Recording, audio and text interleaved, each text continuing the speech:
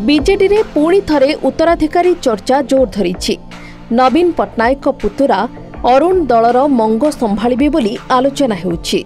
गत निर्वाचन समय एभली आलोचना चलुथिला, मात्र सेतेबेले दलर सुप्रीमो नवीन पट्टनायक एहाकू खंडन करथिले।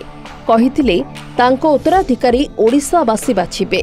एहापरे नवीन को एकांत अनुगत भिके पांड्यान को नहीं मध्य बेस किछि दिन चर्चा हैला। सेतेबेले भी से समान कथा नवीन कहिथिले। बिजु जनता दल रे उत्तराधिकारी चर्चा एतिकिरे थमी नथला। निकटरे पांड्यान को पत्नी सुजाता आईएएस चाकरीरू स्वेच्छाकृत अवसर नेबा परे पुणी थरे सही कथा आरंभ होइगला। सुजाता बीजेडी रो मंग संभाळिबे बोली खोद तांको दलर नेता चर्चा आरंभ करितिले। निर्वाचन रे पराजय परे नवीन विरोधी दलर नेता होइथिले सुद्धा पूर्व भली पांड्यान ही दलर सबु कथा बुझिछन्ते।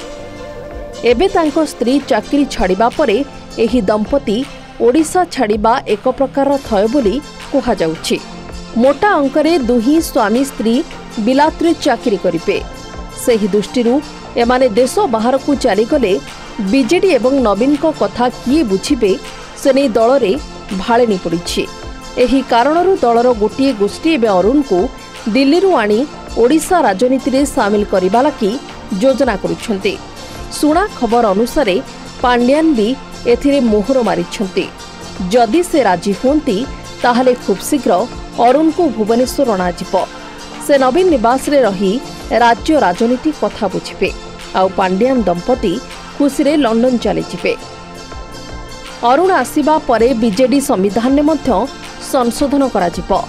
दल लागि एक कार्यकारी पदवी सृष्टि कराजिब। ए सबु कथा किंतु एबे आलोचना स्तर रे रहिछि। ब्यूरो रिपोर्ट, समाज लाइव।